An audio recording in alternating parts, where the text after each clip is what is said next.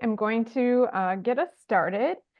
This is Keeping Up with Microsoft, Google, Zoom, and more. And it is really my privilege to close out this day of learning for our fall virtual conference with this session. I don't know about you all, but I am a little tired of being on Zoom. So you're going to get kind of the loopy version of me, but I'll go ahead and introduce myself. My name is Jamie Cobes. I am a tutor training and digital literacy project manager for Wisconsin Literacy. And my co-presenter, I'll let her introduce herself. Hi, everyone. I'm Anna Beer. I'm an instructional coach with Wisconsin Literacy. All right, as we go on today, we are going to encourage your interaction. If you have any questions or if you have any tech challenges as we move on, please let us know in the chat. And we do have Wisconsin Literacy staff monitoring the chat and they will let us know. So with that in mind, who here has recently had a tech challenge? I know that I have. Anna has, and we will be sharing those, but we're going to encourage you to share your challenges with us using a Microsoft survey. Before I link to that survey, I just want to make sure that you don't have a tech challenge getting to the survey and then coming back to our Zoom call. So I like to make sure that I'm really clear about this sort of multitasking on Zoom skill. Here's what I'm going to do. If you're going to access the survey on the same device that you're on for the Zoom call, you'll click on the link to the survey that I'm going to put in the chat. When you do that, especially if you're on a computer, Zoom minimizes, and sometimes that causes panic, and people are like, where did Zoom go? How do I get back to Zoom? And so the easiest way to get back to Zoom once you're done with this survey is to look at the bottom of your computer screen at that computer taskbar, find the Zoom icon, and just click on that Zoom icon and Zoom will maximize again. And so that's a great way to toggle between the survey I'm about to give you and your Zoom call. The other way to do it is if you have a smartphone or a tablet nearby, I am going to project a QR code to access this survey. And so you can do it that way as well. All right, so back to the survey. Maybe. There we are. Okay, so I'm going to go into present mode. I'm going to copy this link to put in the chat for those of you that want to access it that way. So coming at you is that link to the survey in the chat. If you'd like to access it using the QR code, I'll make that a little bit bigger.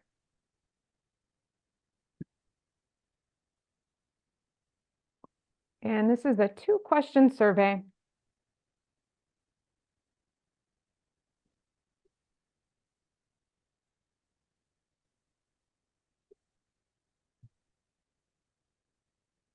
Just putting the link in the chat again to the survey that we are completing right now. If you're just joining us, you can also use this QR code.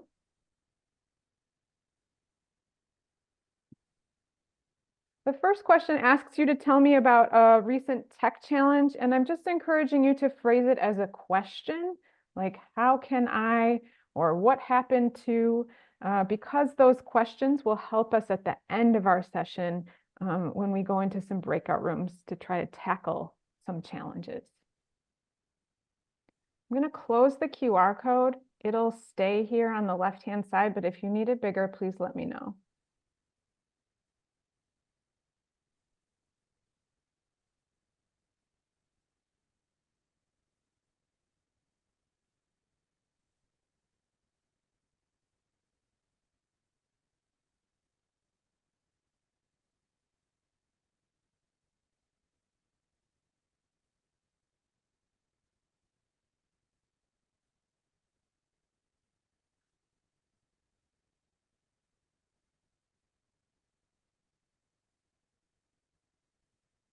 And as you can see, one of the reasons I like Microsoft Forms is when you go into present mode, we get to see responses as they come in live.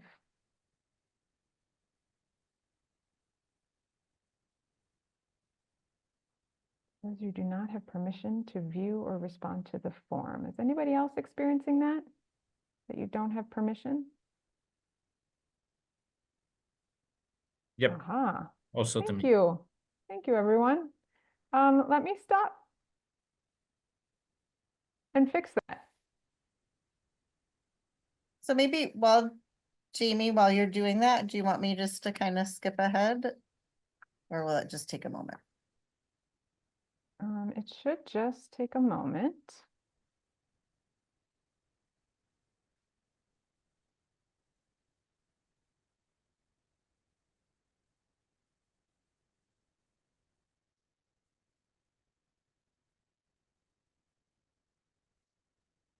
As she's doing that, Jamie is demonstrating our next point around digital tenacity. I which feel like is I could being say this was all planned, right? This tech challenge. But it wasn't. Let's try that. See if that helped.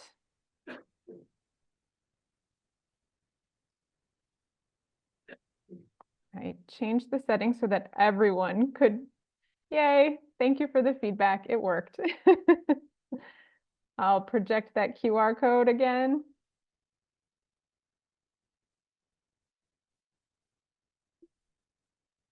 But if we completed the survey, we shouldn't do it again, right? Right. And if you completed the survey, chances are you are Wisconsin literacy staff because that's the only people it was allowing to do it.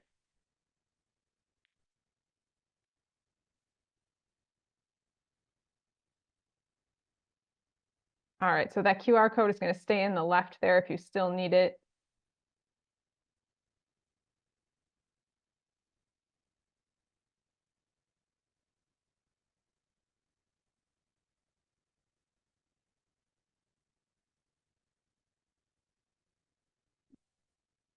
I'll let you see everybody else's answers so we know we're not alone with our tech challenges.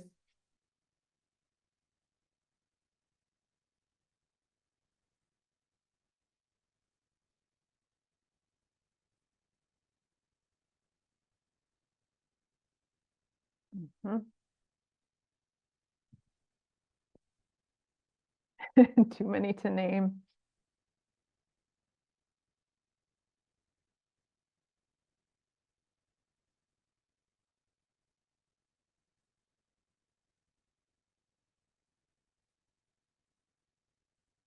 All right, keep those responses coming. I'm just going to project our answers to the second question. So the second question was, when you had this tech challenge, what happened? And now we can see as a group, 33% of us, a third of us are still working on solving it. A quarter of us gave up.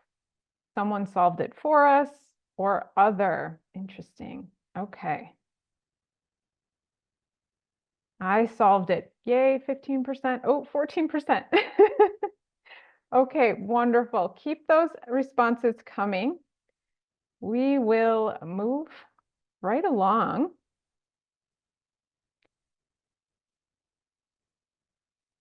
So what that second question was really getting at was this idea of digital resilience. And digital resilience is the magic skill when it comes to digital literacy. It's the skill that we want to model and to have ourselves, and it's the skill that we want to teach adult learners to have. This definition here, I really like this definition because it's in fairly plain language. It comes from the TIDE project, Transforming Immigrant Digital Equity. So digital resilience is the digital skills and confidence that people need to use new and changing technologies. Digital resilience is important because technology is changing every day and we need to learn how to use it and be flexible. Okay, so it's not enough to now have skills in Microsoft or be skilled in Zoom because they change every day. So really what we want is the confidence and the flexibility called digital resilience. But Anna and I are also suggesting today that a nice alternative to this term digital resilience is technology tenacity. And one reason we're suggesting an alternative is because I have been in workshops and in professional development where I have heard people and seen people bristle at this term resilience. We use this term all the time with adult learners, with people who have overcome adversity, and frankly, with populations that have been marginalized. And so the reactions that I saw in workshops were some of sort of frustration, like, I don't have the option to not be resilient. I've had to be resilient my whole life. And so sometimes if we just change our language, we can get over that emotional barrier and we're still talking about the same concept. So we will call it technology tenacity today. Either way, whatever you call it, what we're talking about is some mindsets or some attitudes that we can develop. So the first one being a mindset of continuous learning. Okay? And I think as adult educators, we're all pretty good at that mindset. We want to approach technology with a problem-solving attitude or an attitude of curiosity. And above all, then, with those mindsets, it's going to help us transfer skills. So transfer what we do know to something new. And I'll just point out that when I worked on this presentation and when I work on tech challenges, a lot of what I learn and overcome is because I'm just stubborn. Like, I have the attitude that something should be possible in technology, and why isn't it? I'm going to find out why it isn't. And so that is the technology tenacity that we want to develop with you today.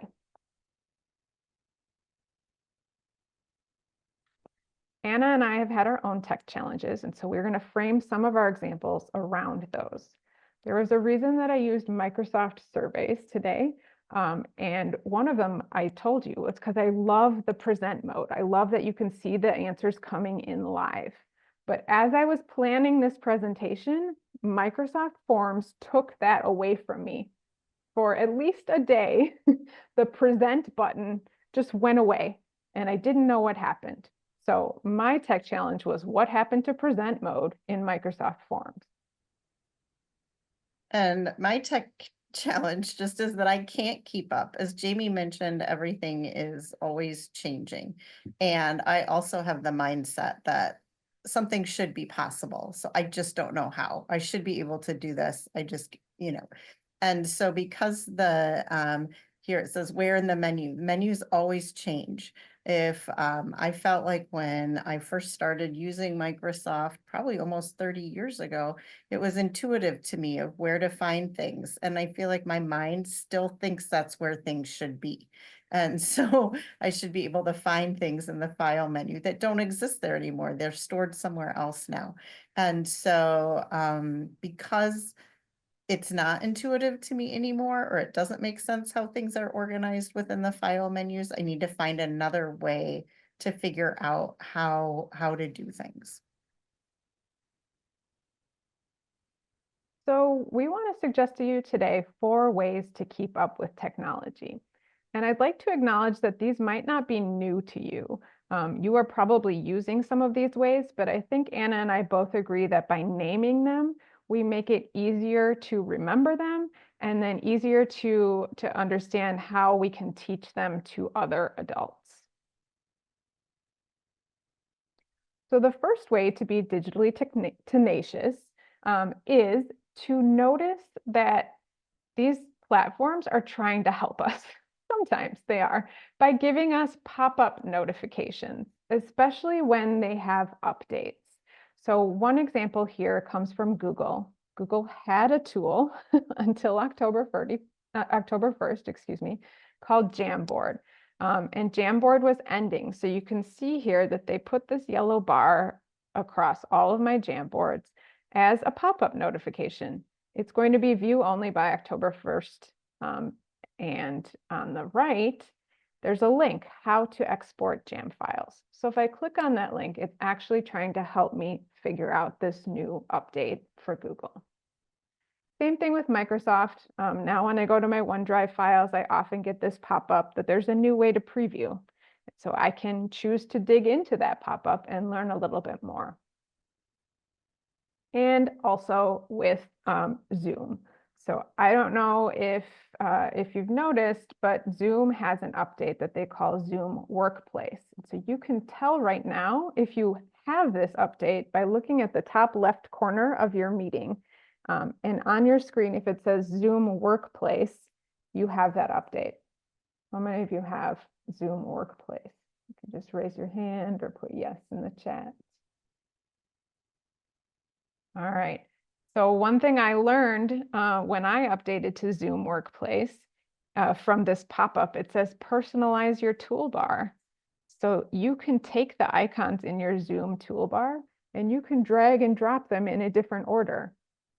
So I encourage you to give it a try right now if you know that you have Zoom Workplace. But that's our first strategy. So if the technology is trying to help you with the pop-up notification, we encourage you to dig in and kind of learn more that way.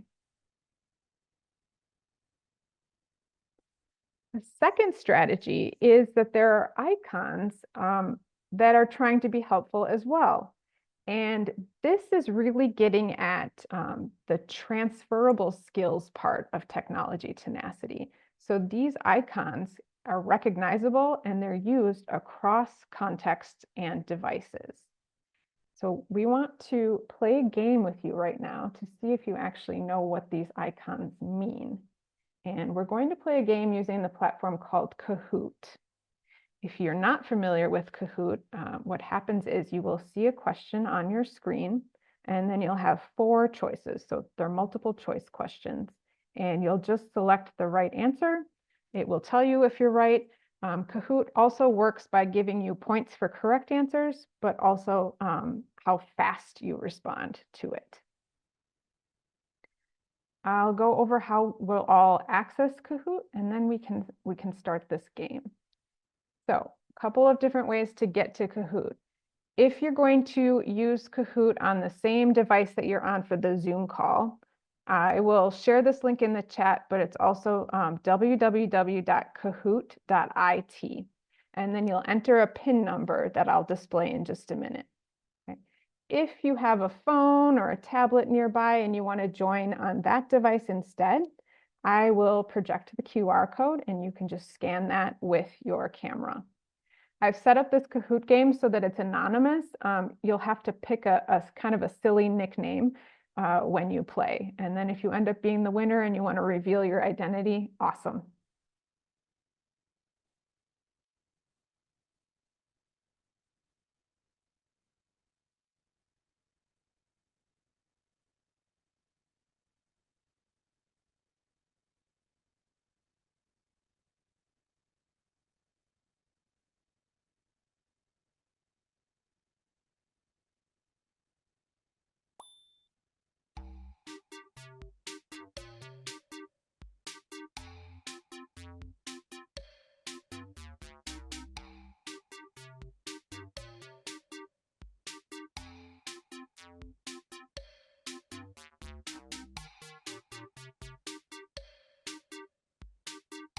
All right, so if you are entering the PIN, because you've gone to www.kahoot.it, it's 152139. If you're scanning the QR code, you shouldn't have to enter a PIN.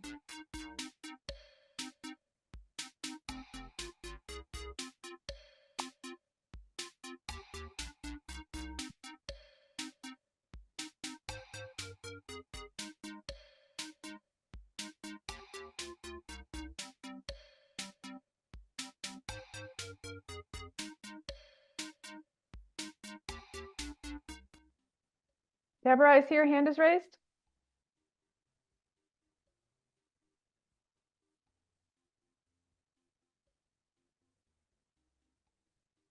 Deborah, do you have a question?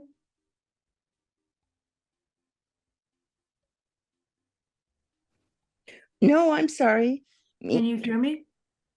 Yeah, I must Oh, have so- said something by accident. No, it's not you, Deb. Thanks. It's Deborah Lindberg. I can hear Oh. you, Deborah. Okay. So you gave us the website for Kahoot. Mhm. Was I supposed to get on this website? I'm not sure how to get on the website if I'm on Zoom. Yeah, so you can, I'm sorry, I put the link in the chat, so you can just click on the link in the Zoom chat for Okay. Kahoot. And then Kahoot will open up and your Zoom call will minimize. You'll still be on Zoom, but instead you'll see the Kahoot game. Okay, I'm clicking on the chat, and then I guess I just go into the chat and then click on it. Right. Mhm. I mean, I got into the survey by clicking on chat, but I'm not getting into this for some reason. Is Jamie, it not hyperlinked? That's why. yeah. Could you confirm if you've started anything yet, Jamie? Because I'm Nope, not I able to haven't. move. Okay, perfect. Thank you. It Yeah, I'm doesn't sorry, look but like the link is live. Okay. Anna, would you be able to help me with that? To put the live link in. Yeah. I'm not sure. I'm not sure how to get it. Oh, okay, I see the link now. I think that will work. So you just want me to put kahoot.it? Yes, that's what I put, but it didn't hyperlink it for some reason. Okay, let's see if I can do it. I can't even get the chat to open. And I think Shannon's got it in the chat. Okay, great. Thank you, Shannon. I'm sorry, I have the breakout rooms already. It's in the way. All right. So we're going to get started. If you weren't able to join the Kahoot, I think it will be maybe just as fun just to watch the rest of these Space Eagles, Polite Doves, etc. play the game. Here we go.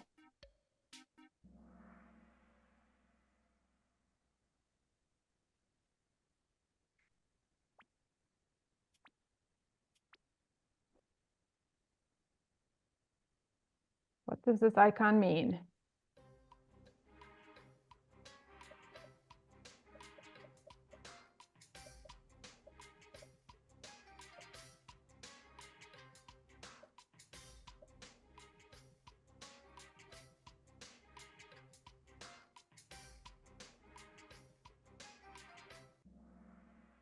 All right, time's up. Yes, the little I means information. You Mine click wouldn't click. it. Sorry. If you click on I, you often get more information. One of the frustrating things about Kahoot is because it is speed-based, people can get kind of upset when it doesn't respond. What does this icon mean?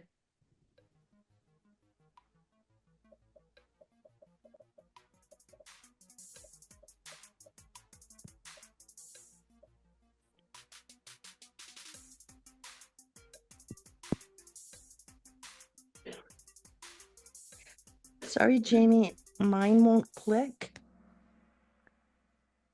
I'm to sorry give me about the this. answer. Okay, so the answer is the blue one. It often means to open a chat so you can ask a question or get help, typically from an AI assistant.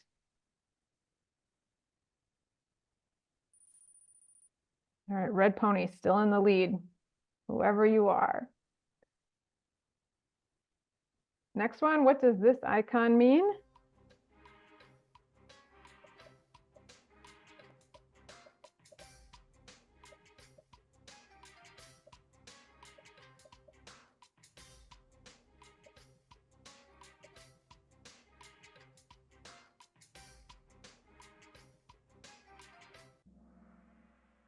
Okay, so the three dots, I realized when I was creating this game that it can mean more than one thing, but in the context of being helpful, it means more, like where I can get more information, more options, etc. You should actually see these three dots on your Zoom call in your menu bar today.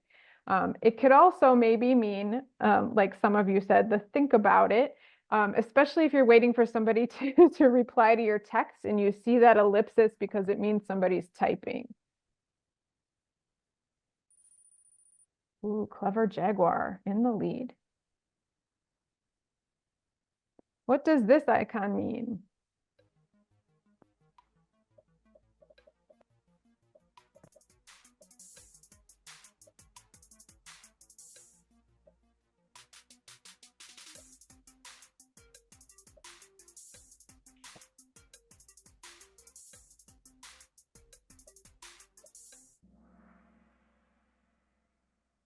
All right. Those 3 lines mean menu. I did purposely put in the buy a sandwich because often this is called a hamburger menu. Those 3 lines can sometimes look like a sandwich.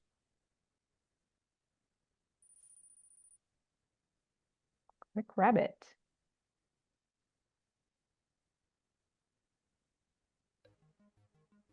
What does this icon mean?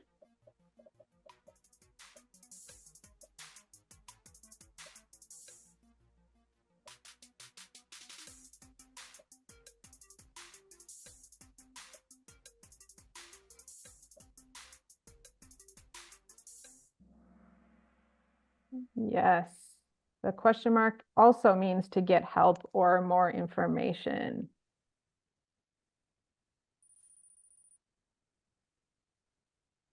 And I think we're on our last question. What does this one mean?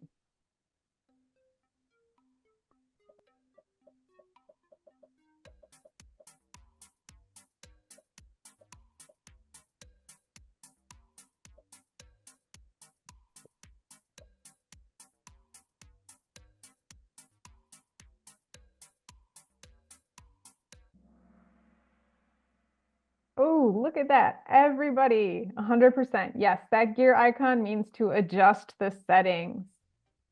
Here we go. Here's the podium. In 3rd place, we have Mountain Lemming. 2nd place, Polite Dove. Drum roll. Clever Jaguar. Nice job, Clever Jaguar. If you'd like to tell us who you are, you can do so in the chat otherwise. Congratulations. I will be sharing these slides after this session, and I just want to point out here that this is linked. This is a public game that I've created, so if you find it useful and you want to use it with learners, please go ahead and do that. One of the So things that I add, excuse me, Jamie, I'm sorry. If you got all of them right, but you still didn't end up in the top 3, it was because those top 3 answered faster than you Mhm. did. So after looking at pop-up notifications and helpful icons, the next strategy that we would talk about is asking for help. So a couple different ways to ask for help. You can ask someone for help. And I often hear people say, oh, I've got teenagers, I'm going to ask them for help. One thing I want to point out, especially if our goal is to develop technology tenacity, is to not let the person that you've asked for help do it for you. Because when they do it for you, you don't learn for the next time. Just a quick example, I was at a conference last week and I couldn't connect to Wi-Fi, and I was a presenter and I was in a hotel and there was a number to call for help. So they sent somebody to help. He took my laptop, he typed in a bunch of things, and then I was connected to Wi-Fi. And just as he was about to walk away, I said, wait, when this happens tomorrow, what should I do? Okay, and so that is an important part of the process when you ask for help. What did you learn for next time so that you can be more tenacious, more resilient, more independent? The other way to ask for help is to ask the internet. Okay, and so Anna and I will talk about using Google or an internet browser and also YouTube. But if you attended the last session, you could also use AI. You could use something like ChatGPT to ask you for help. So my preference is usually to ask Google or to ask a web browser. I prefer to start this way because I am a fairly proficient reader and I know how to skim really quickly for information. So I like to read my information rather than view it first. When you are searching Google, go ahead and ask your question. It's getting pretty good at just recognizing keywords, even if you have a long question. So that's one of the reasons I asked you in the survey at the beginning of the session to phrase your challenge as a question. The next thing you want to do is to look at the posting date. Okay, so if you're having a problem with technology and technology is evolving super quickly, chances are you want information that's been posted the most recently. So for example, when I Googled what happened to the Microsoft Form present mode, it gave me results, but they were from 2023. And I knew that it wasn't a problem for me in 2023. It was just a recent problem, like last month problem. So I want to find the most current source. And then you want to consider the format and the source. So who's doing the posting and in what form? Most of the tech companies like Google, Microsoft, Zoom, etc., have their own help sites. They provide their own tutorials. And often those can be helpful, but sometimes they're pretty like language heavy. And so you have to read through a lot of it. And then also they don't often, I would say that they don't update as often as we are experiencing our challenges with them. Sometimes I like to look for articles or blogs because they've already taken all of the information and digested it for me and synthesized it. And they often have like nice bold headings in their section, so I can just skim to exactly which part I want. And then the third thing that I like to find is user forums. So these are forums where people who are using the technology go on and they complain. And they say, I'm having this problem. What happened? But then they help each other. And so I'll just show you a quick example. When I asked Google, what happened to the Microsoft Present mode?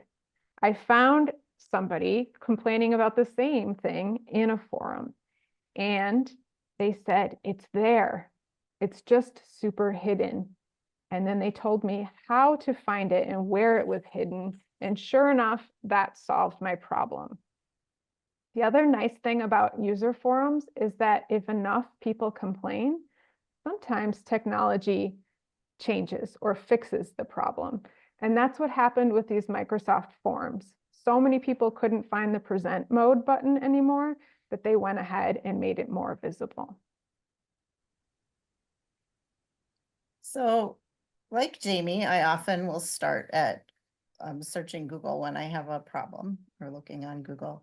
But what I found I was doing was I don't read those forums well. I never understand or am able to follow, or I can't say never, but it's challenging for me to follow them. And I also have trouble reading directly from the website, like the Microsoft website, and understanding what to do. And like, I don't know where they mean the menu is. And anyway, so I would find that I was clicking on YouTube videos and let somebody else walk me through the process. And so what I started doing, because I found that I was always just jumping to the video, is I just go right into YouTube and search the search bar in YouTube for my problem. When choosing which videos to watch, I look at the video length. So if I want to find something very specific to what I'm trying to work on, usually can find something for a minute or under. And then also looking at the posting date because things are always changing. If they find it somewhere in 2003, I may not be able to find it there in 2024. So that's how I choose what I'm going to look at. And so one of my tricks is I adjust the speed of the video I'm watching because like Jamie mentioned, she skims what she's reading to find the information she needs. I watch things very quickly. So in a way, I skim it by speeding it up. So if you go to the gear or the settings icon, you can click on that and choose to adjust the playback speed. The default is on normal. And you can do it faster or slower. And so typically what I'll do is I'll start a video on double time. And then when it gets to the part that is addressing what I want, or if I can tell that the content is what I'm looking for, I will pause it and then go back and watch, skip back a little ways and watch it at normal speed, so that I can follow it. And then pause as I go back and forth. I'll toggle between the video and what the work I'm working on, because I have trouble remembering where it said to find something in the process as well. So, a recent challenge that I had was I was trying to put text on top of an image, and I was using Microsoft Word, and I didn't know how to do it the way that I needed to. And so I just put into the search bar in YouTube how to put text on an image, and these are 2 videos that came up. So again, I watched in double time and was able to get right to where I wanted to go.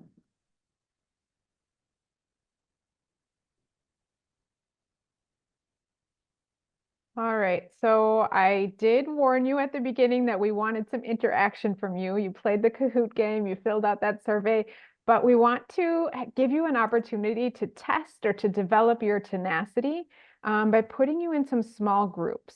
Each of these groups is going to be facilitated by Wisconsin literacy staff. And we are going to give you an opportunity to try out these strategies. So exploring pop-up notifications if they come up, finding and using helpful icons, and then asking the internet, either Google or YouTube or ChatGPT, and also the opportunity to teach each other. But with the teaching each other part, remember that the goal is transferable skills. So if somebody already knows the answer to your tech challenge in the breakout room, try to save that part for last. And when the person who knows the answer wants to share, make sure that you're doing it in a way that will allow people to take that information and be more independent and more tenacious on their own afterwards. So here's how we'd like the breakout rooms to work. Anna will put you in a breakout room. Again, there will be Wisconsin literacy staff in there to facilitate the conversation. And we're going to ask you first to choose a topic for your group to research. These topics will be tech challenges. Again, if you already know how to do it, don't share the answer quite yet. Just participate in the search with the rest of your group. When you return to our main session, we'll just ask for you to report out what was the topic you chose, and then what were your strategies for being tenacious. You may not have time today to actually get to a solution, but you will have time to practice some of these strategies. So here are your topic choices. Again, you'll decide on one topic in your rooms. So the first one is a Zoom challenge. How do you create a recurring Zoom meeting that will be on 2 consecutive Tuesdays and then a Wednesday? Dun, dun, dun. The next one is a Google challenge. How do you share a Google Doc with somebody but require them to make a copy so that they can't edit your original document? And then the third one is an other challenge. So any challenge that you shared with us in your survey or something else that you think of, if you can sort of convince your group that that's the challenge you want to work on, then you have that choice as well. Welcome back, everyone. I'm just so impressed with my group. So I am going to ask the Wisconsin literacy staff that was in each room if they could just quickly report out what was the topic that you chose, and then any strategies or like particularly tenacious people that you observed. And I will get started. The group that I hopped into had selected the Zoom challenge. And one of the things that I didn't even think about is like they actually jumped into Zoom and started trying to create that recurring meeting. So first they had to have that hands-on experience, right? And I heard a lot of questions, which it was the perfect attitude. What if we just did this? Okay. And that is curiosity at play, right? That is confidence that I'm not going to break it. Let's just try it out. So kudos to my group. Any other groups? Yeah, I'll go ahead. Oh, go ahead, Kimberly. No, okay. Sure. So similarly, my group chose the Zoom challenge. And the strategies that we had used, we looked around for pop-up notifications in Zoom as we were trying to schedule the meeting as well. Looked for icons, and we did select a few different options that were not fruitful. So we tried. We went through the process of trying to schedule the meeting, had some discussion, and we did end up going asking Google and asking ChatGPT. And I feel like we made a lot of progress, but we are not sure that the answers that we found on Google or in our very brief Google and very brief ChatGPT search were correct, because they said you'll have to schedule separate meetings. And it sounds like there's a way to schedule that meeting as one single meeting invitation. So we didn't quite get to the bottom of it. Thank you. Robin? Our group talked about the Google Doc challenge. And similarly to Kimberly's, we first talked about, looking at the icons, looking at any information that might help us. And then we quickly jumped into asking Google. And it brought us very close. We had one person trying it with their phone and another person trying it with their laptop. And the views were slightly different based on that. And then we also realized that maybe we could have asked Google a slightly different question. We omitted part of the instructions when we asked Google, so it didn't exactly give us what we were trying to achieve, but we were getting close. Awesome. Marcia, were you in the room? I was, and we were a Zoom group as well. And we just tackled it head on in Zoom itself. It took us, several of us, a while to get there, but we were able to get into Zoom, and we all kind of ended up on the same page, and we all found that reoccurring meeting button. And we spent so much time messing around in Zoom. We didn't go out and ask for help. We were just mining for answers, and we came really close. We figured out how to do the 2 Tuesdays, but we didn't get to Wednesday. And I'm hoping you're going to tell us that, Jamie. Oh, I was just thinking about this. What is a good way to end this? Because if I tell you, then you don't have to be tenacious anymore. So I think, was there another group? We had a group, yeah, and Okay. we did the Google Docs similar to Robin. We kind of went out, we asked, refined our question. We were kind of amazed at how AI kind of labeled things out for us to narrow down our question a little bit. And so we were kind of in that AI space for a while, but we also knew that we had someone who knew how to do this in our group. So as we were looking, in the back of my mind, I will admit, had we had more time, I would have said, why don't you give us a tutorial on how we do this?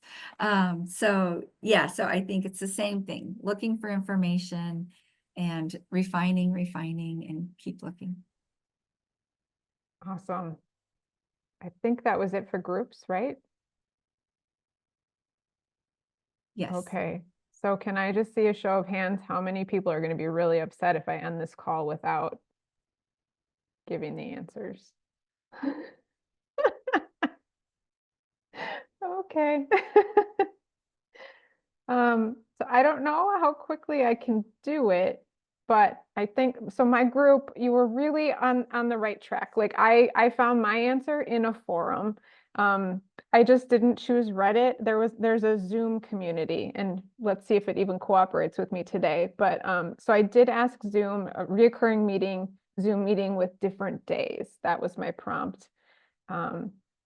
This one is different time, so we'll see.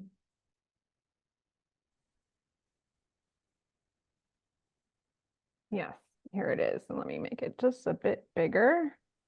So you can schedule a recurring meeting. The initial recurring pattern is quite rigid, best to schedule the recurring series as close to your actual needs as possible. Then, once the pattern is set, you can edit and adjust individual sessions to fit your desired schedule. So if we did that with 3 Tuesdays in a row, created the meeting, then we could go back, and this is quite small, but then we could go back and click on edit and change one of those meetings to the Wednesday. Do we need to know the Google one too?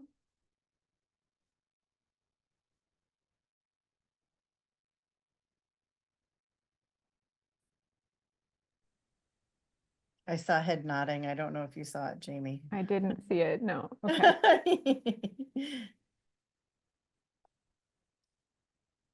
All right. So I have the benefit of knowing some terminology, force a copy. And Anna told me, like, we could have gotten this answer using other language as well, but just for time, how do you force a copy of a Google Doc?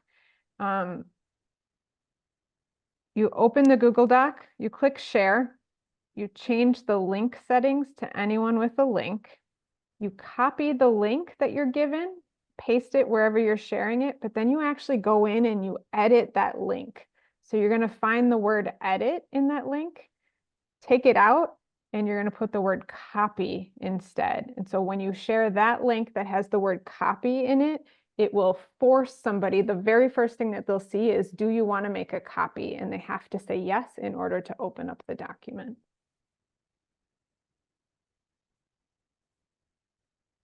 All right. So we are nearing the end of our time, but I just want to point out that in addition to attending sessions like this, that Wisconsin Literacy offers other support to help you develop your technology tenacity. The very first one being that we do offer subscriptions to our member programs to North Star Digital Literacy. So this is an online computer and basic digital skills curriculum. We also offer digital literacy training. So we have how to teach digital literacy, remote instruction 101, Zoom skills and strategies if you're looking to feel more comfortable hosting your own Zoom meetings, and then digital tools for teaching, which is a live monthly series that I run.